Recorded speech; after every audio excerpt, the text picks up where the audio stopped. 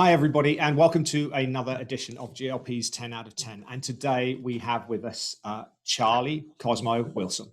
So Charlie Wilson, more affectionately known as Cosmo, is an American lighting designer and director who almost needs no introduction to so many people out there.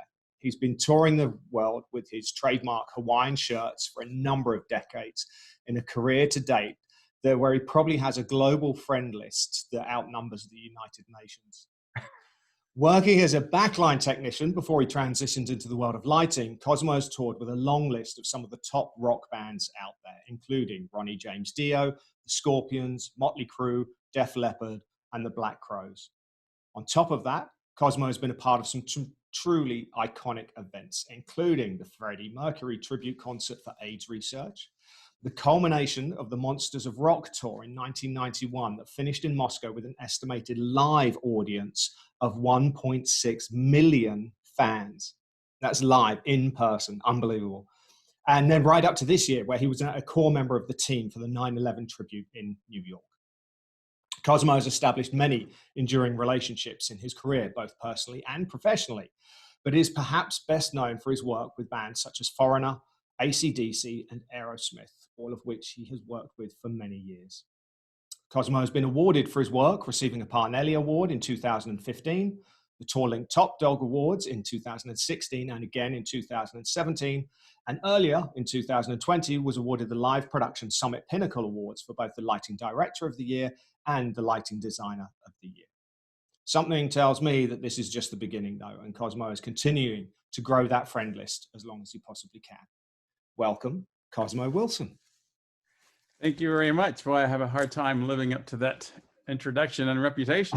It's incredible. It's incredible. I mean, obviously, decades so far, but trying to do an introduction and summarize it into just the high points it was actually quite difficult because you've done so much. There's so many bands that you've worked with that we didn't mention there, and you know, so many other events that you've done or tours that you've been on. So it's something to be rivaled.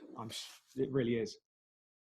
Well, I mean, I look back at my life and it's amazing the things that I've been able to do and accomplished, and I'm proud and humbled at the same time, you know, and the fact that what makes me the proudest is the bands keep asking me to come back, you know, like AC/DC and Aerosmith. I mean, that to me, you know, awards have been great and I've been very honored to win them, but you know, when bands continue to ask you back, that means a lot, you know, and it's more than just your ability. It's who you are, and it means a lot. Like I said, AC/DC is my family, Aerosmith is my family. I mean, you know how it is out here. It's family. Yeah, that's fantastic. And they've been going, it's just, years and years and years. So it's great when you can describe them as your family.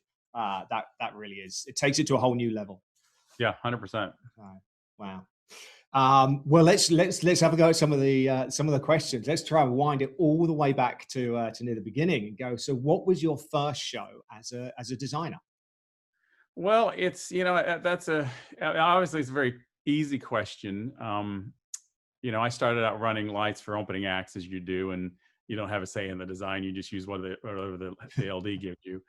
But the first real show I, you know, designed by myself was a David Lee Roth tour in 1994. Okay. You know, I had say with other things like Patrick, and you know, we did stuff, but as far as my own first, you know, from scratch was David Lee Roth in 1994, and it was nothing elaborate. It was very simple. But the real first tour I ever did with a complete and utterly, you know, my kind of signature with the finger trusses and old school park hands was the Scorpions in 1997, and you know, and after that, but that was probably my first over the top design that you know, I look back and say that was my first design. Yeah. And there's some iconic pictures of that design as well, as you say, those fingers. That was quite spectacular. I'll say one thing that I did. I was trying to get Guns N' Roses back before I was an LD. I was out with the NXS and Guns N' Roses, and I was desperately trying to get the tour. So I was designing it on basically typewriter paper, and I did a design. It never went past the paper stage, but it got my hand in how to draw plots and stuff, and that was. I mean, I'd obviously drawn plots before for when I was a crew chief and stuff like that, but my own, you know, layout. It was interesting and very, very educational for me. Great, starting from that blank piece of paper and just trying to see it in your head and Yep. translate that down into turning it into reality. Fantastic. Wow. Some iconic names to bring up there. So over the years, of course, I'm sure that for all the successes and all the great times that you've had, there have also been a few moments where it could have gone a bit better. So what would you say is the best, Spinal Tap moment that you can remember, and that you're willing to share as well, of course? Willing to share, that's the key. Well, I mean, fortunately, I've not had any situations where I've forgotten some major, part of the show, or, I've heard of a production manager just forgetting to order trucks and stuff like that. And, but I mean, I was trying to think, but the one thing I can think of, and it's a minor thing, but it's a funny story. And I think to this day, I use a lot of confetti on my shows, and I'm a big fan of confetti cannons. And I don't mean the blowers with the CO2. I mean the compressed air cannons that make them explode out, Right. like pyro. And I use them on Mötley Crüe. I've used them a lot. And Pyro Pete came up with this great thing, and he had a handheld one that Vince Neil used to shoot on Mötley Crüe. But I brought him out on Aerosmith, and I put him on the downstage truss, and because I really wanted to, I want the people to see it, and I just want that explosion. Yeah. So we had a dozen units, and we put about 5 to 10 pounds of confetti in each one. So I mean, it was huge. But we are playing. We're at the Hollywood Bowl, the iconic Hollywood Bowl, and they're like, no confetti here because of the location and the pollution, and it's LA County and Hollywood and all that. I'm like, right. But they said, we will sell you biodegradable confetti. So we bought $1,000 or I don't know, all this confetti. So I wanted to make sure it was going to be great. So we loaded the confetti cannons. Everything was there ready to go. I made sure the guys loaded the right confetti because I didn't want to get in trouble from the locals. So at the show, the moment comes, I hit the button, nothing. My crew forgot to plug it in. First. So that was all they were getting ready, and all that confetti just, we used it the next gig, but still. Right. But that wasn't at the Hollywood Bowl anymore. Yeah, exactly. That's a shame. All the planning, and then somebody just forgot to plug it in. But that is a Spinal Tap moment. That's worthy. It certainly was. A worthy story. Hi. I'm sure you speak to many people throughout your travels. What would you say is the one piece of advice that anyone ever gave you, professionally or otherwise, that's just been the best piece of advice for you? Well, I think there's two, and the professional advice, it was Patrick Woodruff. I mean, Patrick Woodruff, I've worked with a long time. He's a mentor of mine. You know him very well. He's a great person. We were doing a show in Berlin on the Rolling Stones in 1990. Okay. And we'd had this kind of microcell storm blow through, and it just mangled everything. The stage stuff, we were going to be lucky to pull a show off. But at the time, it was when the DMX dimmers were new, and we had the Avo racks and the DMX dimmers. So they got wet. So the lights were coming on and flashing and stuff, and I really had no control over it. But we're trying to fix it. They're drying stuff out. They had hair dryers out. Oh. And it's getting closer to showtime. The back line is back together. Sound is fine. So they're kind of waiting on lights. And Patrick says, Cosmo, at some point, you've got to make a decision on how to move forward. When you realize you can't fix the problem, you have to find an alternative solution. And that I learned a lot from that. And that, stuck to me to this day, that, you have to eventually make a decision, especially in our business. The show must go on. So how do you make the show go on? And, we came up with a way we never fixed it, but I came up with a way to deal with it. And it's stuck in my head ever since, and Patrick also had a saying, says, once you commit to a cue, you can never go back. And it's that same kind of thing, and that's the most professional advice in the business. Right. And I do want to add this, just in a general life thing, the Dalai Lama, of course, everybody loves. And one of my favorite sayings he has is, sometimes not getting what you want is a wonderful stroke of luck, and that's, I live by that. You know what I mean? Right. It's, and that's my personal, I didn't get it from him directly, but that's him. So one of his quotes. Well, two great pieces of advice. Absolutely. Just let life take you where it's going to take you. Yep. You can't predict it. But as you said, with the professional stuff, be ready to change, be ready to adapt, and change course if need be. So, yeah. That's brilliant. And yeah, obviously, yeah, Patrick, yeah, I know you've had a close relationship with him over many years with many different clients. And yeah, a great guy to work with. So yes, delightful. We mentioned a few of the shows and the events that you've worked on in the introduction. What would you say overall so far in your career is your proudest achievement? Well, I mean, the thing I say this, one thing about, at the moment, that I love the fact that I am part of let's see, I'm part of a show, say, that makes, let me tell you the background. It's just easier to explain it than right. I was working at the Rolling Stones in Berlin in 1990 and running the lights. And, it was my first major tour. And, we're 80,000 people are there in Olympic Stadium. And, I hit the audience lights at one point. And I remember standing on the tower in front of my console. And I just looked around and I just saw people smiling and laughing and singing. And I thought, what a great job I have that brings this much joy and happiness to people. I mean, who else has a job like it? Of course, the Stones and the musicians, the people on stage do, but to be part of it, Right.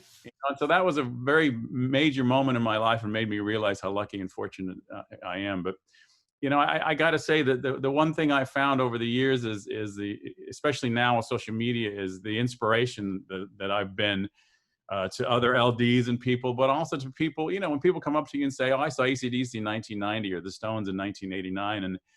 And the fact that they still talk about it, and they'll talk about the lights or something like that, and it's, of course, the music, but right. to have that kind of inspiration unknowingly is great. Yeah, that's true. That's true. There is nothing else like that. Yeah, that moment when the house lights go down at the beginning, or when they come up during the course of a show. So yeah, that's incredible, and it's great to remember that. Obviously, that's what makes you want to go back to work every day. Well, I mean, I can. It's the other way around, because I can. There's shows I've been going to concerts since 76. And there's LDs that are now good, close friends of mine, who became mentors at some point. But back then, before I knew anything about it, they inspired me, and I make sure to tell them, it's like, when I saw, Rush, and Howard Ungerleider was unbelievable back then, seeing a show like that, and, Mark Brickman and so on and so forth. These people were LDs, and, so the same thing. They inspired me, and I remember that before I was a lighting guy, when I was a kid at a concert smoking pot, Just a kid turning up to a show. Right. Yeah. So obviously during this year has been a bit special. What do you normally do during your downtime, though? Well, I mean, I have a lot of hobbies. I don't always have time to do them, but I try to do bits and pieces. I mean, I love to cook. I'm a food connoisseur. I love to eat out. But I do love to cook, and the one thing that sucked about this is I have time, but since the quarantine, you really can't have parties, and you can't have dinner parties and stuff. And I like to entertain, but I do other things. I mean, I like shooting. I'm a gun enthusiast. I like mainly just not really competitive, but I do competitive stuff. I like to fish. Okay. I love to work out in my yard. I'm a gardener, and the one thing with the pandemic, we put in a big garden and had, for the summer, we had tons of fresh vegetables, which were fed into the cooking. Fantastic. I love airplanes, so I don't build airplanes as much as I used to, but I'm a big model builder. Good old Airfix kits and stuff, and I go to air shows when I can. And, living in Florida, there's always an air show around somewhere. I mean, it kind of slowed down for the pandemic, but it came back, and, you can socially distance at an air show. That's a nice thing. Right. That's true. That's true. Find a space on the beach and, watch them all happen. Yeah. Yeah. Fantastic. That's a long list. It's amazing that you have time to fit it all in between all those tours as well. Well, as I said, I pick and choose when I get home what I want to work on. So I'll pull out a model kit and work with it and put it back in a box for a year. But it's there. At least it's there, ready and waiting for you.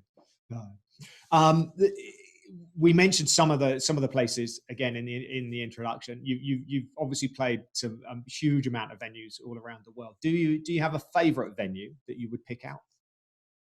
Well, there's iconic venues. I mean, like Olympic Stadium in Berlin, Wembley Stadium, stuff like that. It's just great being there. But I got to say that one of my favorite places to play, and even it's probably my favorite and the biggest pain in the ass, is the Madison Square Garden. I saw shows there in the 70s. I mean, it was an iconic, but still an iconic place. And it's not since going to see shows there was incredible. Yes.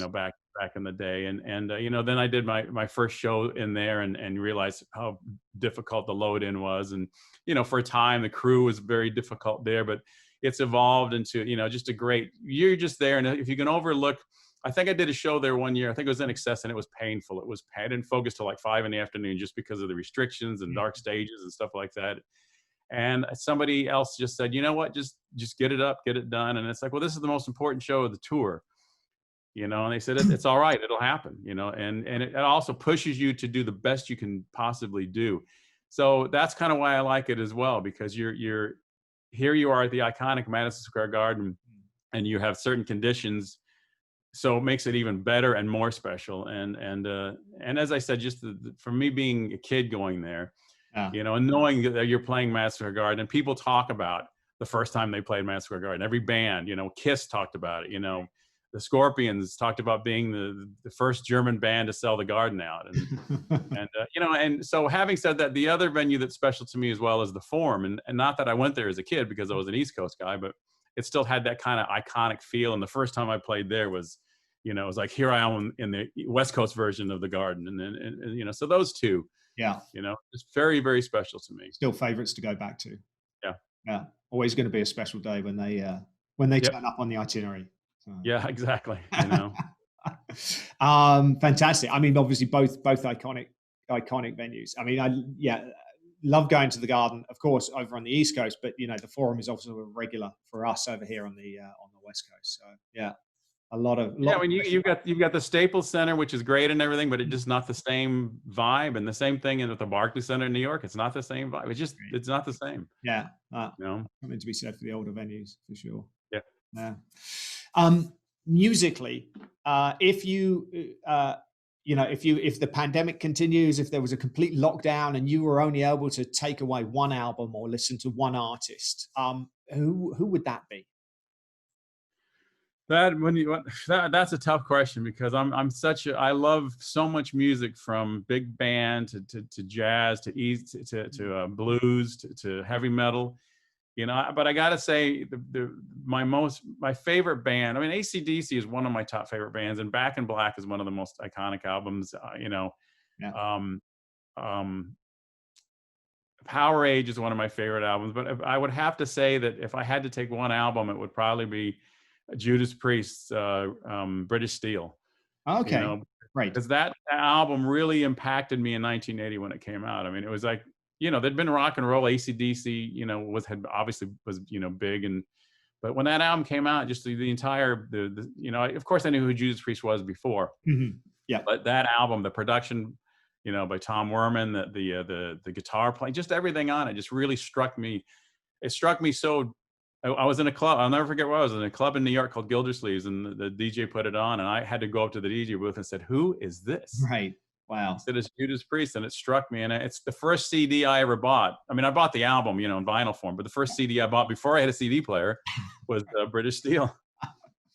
So that album just changed my life in a lot of ways. Wow, that's fantastic. When there is such a pivotal moment like that, it's fantastic. Wow. Okay. Judas Priest it is. If you could wind the clock back and go and visit the teenage Cosmo, and you could offer him one piece of advice, what piece of advice would that be? Well, the one piece that's hard. I mean, there's this simple, straightforward advice: save some money. Right. I think one thing I would say is manage your time. Okay. It's as you get older, you realize how fast time goes, and to take advantage. I look at time that John Lennon always said, time I can't remember exactly, but having fun wasting time is not time wasted. So I get that. Yeah. But at the end of the day, when you look back and say, I wish I would have done this, I wish I would have done that. Especially now with COVID, I'm taking online courses and stuff, and it's interesting to learn stuff that I didn't think I could learn, or now I know. Yeah. But I think the one piece of advice I would give beyond any of that is to realize how much impact you unknowingly or unwittingly have on other people's lives, and to be very conscious of it, or to be more conscious. It's hard to, but it's, you find, like we were talking about, people who saw a show you did 30 years ago and stuff, especially with LDs or people who got into lighting or something like that. But the influence you have on somebody, as I said, unwittingly, you always have to be mindful. And that's the key, is be mindful of things like that. Because you never know the kind of influence you're going to have on somebody, both positive and negative. And that's, you want to stay away from the negative. Yeah. Try and have much more of the positive outweighing the exactly. Yeah. That's great advice. I think obviously that's great advice for anybody at any time in their progressing through life. Yeah. Be mindful, be positive. Yeah. Yep. Fantastic. Yeah. Great. If you were able to sit down for a cup of coffee with one person, living or dead, who would that be? Well, that's another. I mean, I love your questions because they're all very thoughtful and thought provoking, and I mean, God, there's so many people in history, that I looked up to, and from world leaders, to generals and soldiers, Audie Murphy, Abraham Lincoln, and stuff like that. But I think, I had to give some thought to this. I loved Ronald Reagan. I thought, a lot of people didn't and everything, but I would love to sit down with him.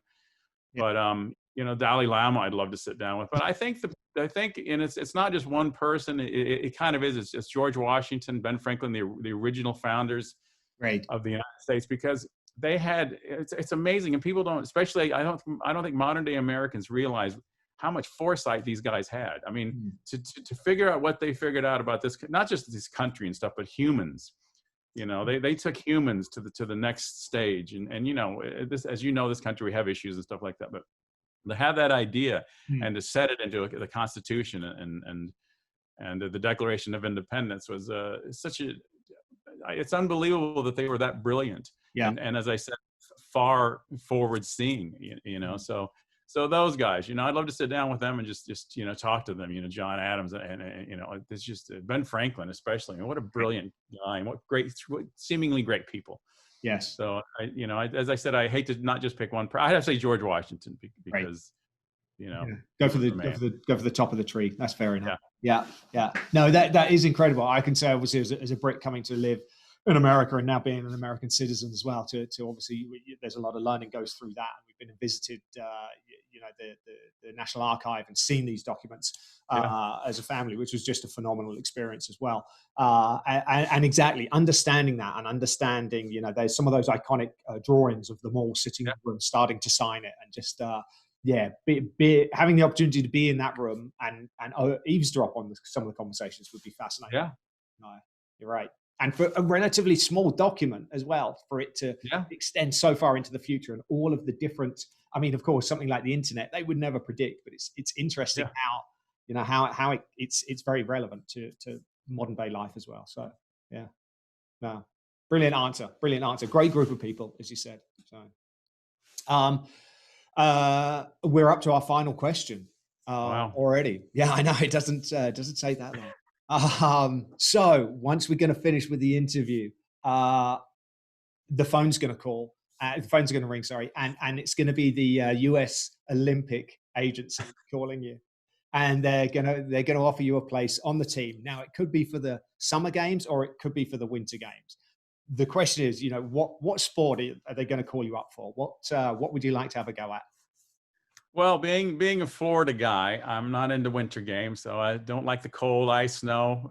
Right. I like to look at it, visit it, and come back to Florida. But the things, I mean, there's two sports that I would consider. One is competitive shooting. Like I said, I like to shoot. That's a lot of fun. But I think if I was going to be in the Olympics, it would be one of the forms of swimming, because I love to swim. I was a baby, water baby. Right. growing up in Florida with the ocean and lakes and pools and stuff. And so I love to swim. I have my own pool now, and I generally swim every day. And that's what I would do. I'd be in some sort of competitive swimming. Okay, there we are. That would be great. Racing swimming rather than like synchronized swimming, I guess.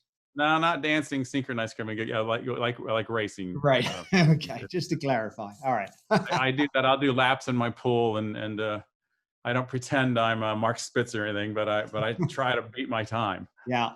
Wow. Fantastic. I think you're the first swimmer that we've had. Well, Really? it's brilliant. All right. And now everyone could start forming a team. Maybe get a little relay, a swimming relay going. So, Cosmo, thank you so much for finding some time for us. Obviously, you're keeping extremely busy even during the pandemic and everything. So we really appreciate it, and of course, look forward to meeting up in person as and when we can.